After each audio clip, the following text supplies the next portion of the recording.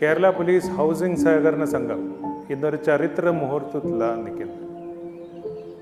ഈ സംഘത്തിൻ്റെ ഭാഗമായിട്ട് പുതിയൊരു പദ്ധതി, കെയർ പ്ലസ് എന്നൊരു പദ്ധതി ഇന്ന് തുടക്കം കുറിക്കുന്നു. ഇത് ലോകത്തിൽ എവിടെയും കാണാത്ത ഒരു വ്യത്യസ്തമായ ഒരു മെഡിക്കൽ ഇൻഷുറൻസ് പദ്ധതിയാണ്. നേരത്തെ ഞങ്ങൾ നടത്തിക്കൊണ്ടിരിക്കുന്ന കെയർ പദ്ധതി വളരെ വിജയകരമായിട്ട് കേരള പോലീസ് ഹൗസിംഗ് സഹകരണ സംഘം നടത്തുന്നുണ്ട്. പക്ഷേ ഇത് അതിൻ്റെയും അപ്പുറം ഒരു 3600 രൂപ മാത്രം വർഷം തോറും അടച്ചു കഴിഞ്ഞാൽ പോലീസുകാർക്കും അവരുടെ കുടുംബാംഗങ്ങൾക്കും കുട്ടികൾക്കും 3 ലക്ഷത്തിൻ്റെ ആനുവൽ ഒരു മെഡിക്കൽ ഇൻഷുറൻസ് തുക ലഭിക്കുന്ന ഒരു പദ്ധതിയായത്. അത് മാത്രം ക്രിട്ടിക്കൽ എയിൽമെൻറ്റ്സിന് മാത്രമല്ല, ഏത് അസുഖത്തിലായാലും ഏത് ആശുപത്രിയിൽ അഡ്മിറ്റ് ആയി കഴിഞ്ഞാലും അവരുടെ മെഡിക്കൽ റീഎംബേഴ്സ്മെൻറ്റും വേറെ ഏതെങ്കിലും മെഡിക്കൽ ഇൻഷുറൻസ് പദ്ധതി ഉണ്ടെങ്കിൽ അതിൻ്റെ പുറമെ ഡ്യൂപ്ലിക്കേറ്റ് ബിൽസ് സബ്മിറ്റ് ചെയ്ത് കഴിഞ്ഞാൽ ഈ പദ്ധതിക്കകത്ത് 3 ലക്ഷം രൂപ വരെ മെഡിക്കൽ ഇൻഷുറൻസ് അവർക്ക് ലഭിക്കും. പോലീസുകാരുടെ ക്ഷേമത്തിനും വെൽഫെയറിന് വേണ്ടി വളരെ ഒരു വ്യത്യസ്ത പദ്ധതിയാണ് ഇത്. പോലീസുകാരുടെ വെൽഫെയറിന് വളരെ ഗുണകരം ആവുമെന്ന് പൂർണ്ണമായിട്ട് ഞാൻ വിശ്വസിക്കുന്നു. കേരള പോലീസ് ഹൗസിംഗ് സഹകരണ സംഘം സംഘാംഗങ്ങൾക്കും അവരുടെ കുടുംബാംഗങ്ങൾക്കുമായി ഏർപ്പെടുത്തിയിട്ടുള്ള ആരോഗ്യ സുരക്ഷാ പദ്ധതിയായ കെയർ പ്ലസ് 27-ാം തീയതി ബഹുമാനപ്പെട്ട കേരള മുഖ്യമന്ത്രി ഉദ്ഘാടനം ചെയ്യുകയാണ്.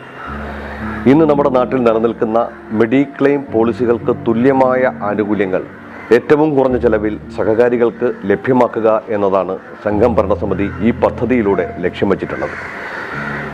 കേവലം 3600 രൂപ വീതം എത്ര വർഷത്തെ സർവീസ് അവശേഷിക്കുന്നുണ്ടോ അത്രയും വർഷത്തെ തുക സംഘത്തിൽ അടച്ചംഗമാകുന്ന ഒരംഗത്തിന് പ്രതിവർഷം 3 ലക്ഷം രൂപ വീതം കുടുംബത്തിന് ചികിത്സാ ചെലവ് നൽകുന്ന പദ്ധതിയാണിത്. താരതമ്യേന മറ്റ് ഇൻഷുറൻസ് പദ്ധതികളിൽ നിന്നും വളരെ കുറവായ ഒരു തുക മാത്രമാണ് സഹകാരികൾക്ക് ഈ പദ്ധതിയിലേക്ക് മുടക്കേണ്ടി വരിക. ഇത്തരത്തിൽ അംഗമാകുന്ന ഒരംഗത്തിൻ്റെ കുടുംബത്തിന് ഓരോ വർഷവും അവരുടെ കുടുംബാംഗങ്ങളുടെ ചികിത്സാ ആവശ്യം വന്നു കഴിഞ്ഞാൽ 3 ലക്ഷം രൂപ വരെയാണ് ഇതിൽ നിന്ന് ലഭ്യമാകാൻ ഇപ്പോൾ ഭരണസമിതി തീരുമാനിച്ചിട്ടുള്ളത്. തീർച്ചയായും കേരളത്തിലെന്നല്ല, ഇന്ത്യയിൽ എവിടെയും അംഗീകൃതമായ ഏതൊരു ആശുപത്രിയിലും ചികിത്സ നടക്കുന്നവർക്ക് ഇതിൻ്റെ എല്ലാ ആനുകൂല്യങ്ങളും ലഭ്യമാകുന്ന രീതിയിലാണ് പദ്ധതി വിഭാവനം ചെയ്തിട്ടുള്ളത്. ആദ്യ കാലഘട്ടത്തിൽ 92 മുതൽ സംഘം നടത്തി വന്ന CPAS പദ്ധതി പോലെ 2009 മുതൽ സംഘം നടത്തിവരുന്ന 15ഓളം അസുഖങ്ങൾക്ക് മാത്രമുള്ള ചികിത്സാ പദ്ധതിയായ കെയർ പദ്ധതി പോലെ ഈ പദ്ധതിയും ഭാവിയിൽ വളരെയേറെ ഗുണപ്രദമായ രീതിയിൽ പരിഷ്കരിക്കാൻ കഴിയും എന്ന പ്രത്യേകതയും സംഘം ഭരണസമിതി കാണുന്നുണ്ട്. തീർച്ചയായും ഇന്ന് 3 ലക്ഷം രൂപ ആനുകൂല്യം പ്രഖ്യാപിച്ചുകൊണ്ട് ആരംഭിക്കുന്ന ഈ പദ്ധതി വൈകാതെ അധികം കാലതാമസം ഇല്ലാതെ തന്നെ അത് 5 ലക്ഷത്തിലേക്കും കാലക്രമേണ 7 ലക്ഷത്തിലേക്കും 10 ലക്ഷത്തിലേക്കും അടക്കം ഭാവിയിൽ അധിക തുക ഒന്നും ഈടാക്കാതെ ഇതിലെ മെമ്പർമാർക്ക് വർദ്ധിപ്പിക്കാൻ കഴിയുമെന്ന പ്രതീക്ഷയാണ് സംഘം ഭരണസമിതിക്കുള്ളത്. തീർച്ചയായും ഏറ്റവും കുറഞ്ഞ ചിലവിൽ ഒരു തവണ മാത്രം പണമടച്ചു കഴിഞ്ഞാൽ സർവീസ് കാലം മുഴുവൻ അവർക്ക് സുരക്ഷിതത്വം ഉറപ്പു നൽകുന്ന ഈ പദ്ധതി കേരളത്തിലെ പോലീസ് ഉദ്യോഗസ്ഥന്മാർക്ക് മുഴുവൻ ചേരാവുന്നതാണ് എന്നുകൂടി ഈ സന്ദർഭത്തിൽ സൂചിപ്പിക്കുകയാണ്. കേരള പോലീസിലെ ക്യാമ്പ് ഫോളോവേഴ്സ് തുടങ്ങി ലാസ്റ്റ് ഗ്രേഡ് ജീവനക്കാർ തുടങ്ങി സ്ഥിര ജീവനക്കാർക്ക് മുഴുവൻ പേർക്കും അംഗത്വം എടുക്കാവുന്ന സംഘമാണ് കേരള പോലീസ് ഹൗസിംഗ് സഹകരണ സംഘം. അവർക്കെല്ലാം തന്നെ ഈ പദ്ധതിയിൽ ചേരാവുന്നതുമാണ്. ഈ പദ്ധതിയുമായി ബന്ധപ്പെട്ട് അംഗങ്ങൾ നിക്ഷേപിക്കുന്ന തുക, ആ തുകയും അതിൻ്റെ ഭാഗമായി സംഘം വിനിയോഗിക്കുമ്പോൾ ലഭിക്കുന്ന അധിക ലാഭമടക്കം ഈ പദ്ധതിയിലെ ഗുണഭോക്താക്കളായ മെമ്പർമാർക്ക് വേണ്ടി ചെലവഴിക്കുന്ന രീതിയിലാണ് സംഘം ഭരണസമിതി ഈ പദ്ധതി വിഭാവനം ചെയ്തിട്ടുള്ളത്.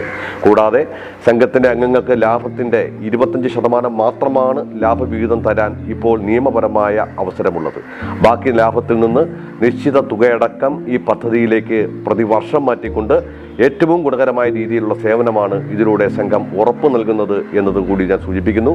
സംഘം president Shri Manoj Abraham sir സൂചിപ്പിച്ചതുപോലെ ലോകത്തെങ്ങുമില്ലാത്ത ഒരു പദ്ധതിയാണ് കേരള പോലീസ് ഹൗസിംഗ് സഹകരണ സംഘം വിഭാവനം ചെയ്ത് ഉദ്ഘാടനം ചെയ്യപ്പെടുന്നത്.